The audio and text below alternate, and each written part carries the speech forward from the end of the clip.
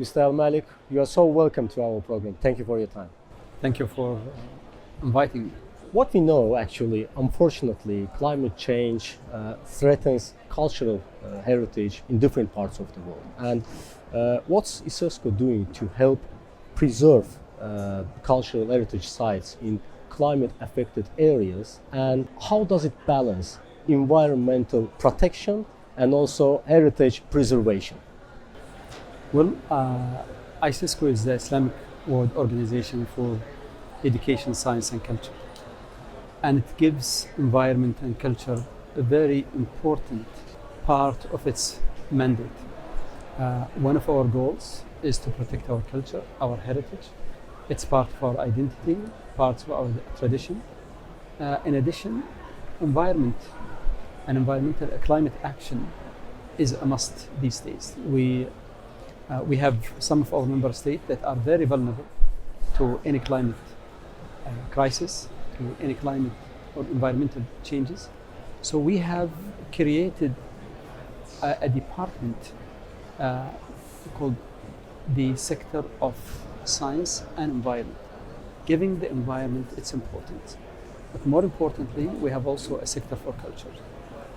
We value the importance of culture in different ways. We strongly believe that identity is part of our culture. Our culture is part of our identity, and those who does not have culture, they don't really have identity. Now, in order to do this, how can we merge culture and environment? We have done a number of initiatives. We started in COP29, where we participated in Sharm el-Sheikh COP27, and we came up with some initiatives. And part of the initiative that we signed with the Ministry of Culture and Higher Education in Cairo is protecting and providing our heritage sites with a sort of renewable energies, where we use solar system in order to protect our cultural sites, and it has been really a good success. What we are doing now in our culture is we are registering our heritage site that has not been registered in many of our member states. And those are quite important. But when we register, we train people to renovate, to protect, and also to value the importance of this culture. And we try to make sure that culture and environment are together. And this is why we create the program for our youth. We call it Youth Climate Leaders Program. We are empowering youth, but at the same time we are empowering women and giving them the right to do quite a lot when it comes to climate actions. We highly appreciate that you shared these kind of examples, actually. And as we do know, many of ICESCO's member countries, member states, are highly vulnerable to climate impacts. And we have talked about the initiatives regarding to educational and scientific system. But what about the ICESCO's pursuing to the strengthening, climate resilience among vulnerable people, and especially women and children? We believe that education is knowledge. Without, you cannot access knowledge and skills if you're going to provide a good education.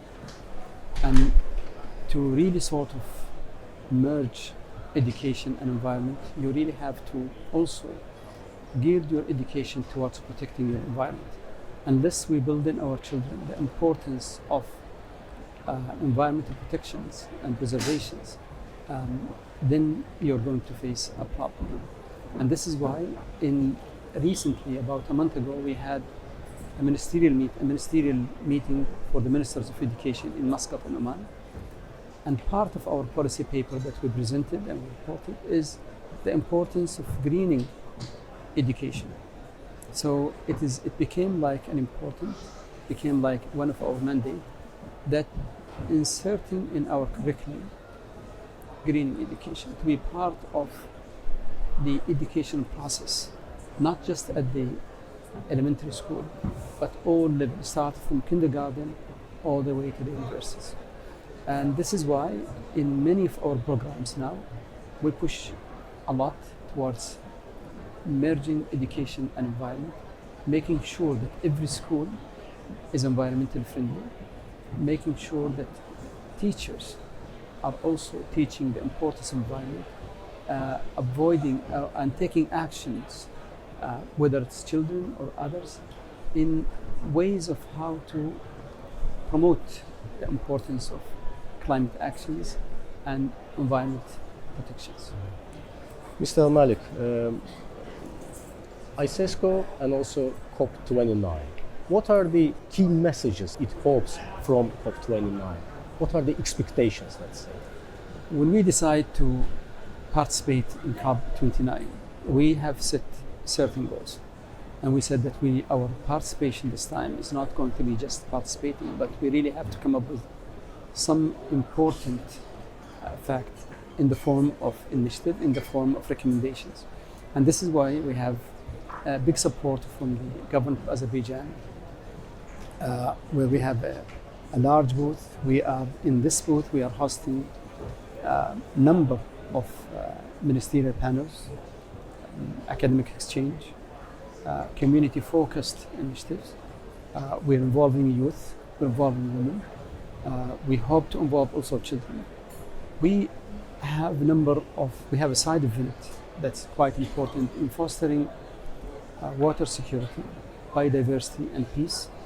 And I think this is quite important. And that side event is going to be attended by a number of ministers and many others. And I think the recommendation that will come out of that side event we will make sure that it becomes part of the declaration of the COP29. The second is we are coming with some initiatives in the form of best practices and standards for small-scale renewable energy, and then another documents on best policy documents on disaster risk reduction and early warning system. These are some of the things that we are planning to. But the message, I think, that we want to make sure that whether it's our member state or all people who are participating here is that collaboration. Collaboration is very important. If you have an initiative that you succeeded in water resource management or preventing environmental crisis, then share it with others, bring it up, share it.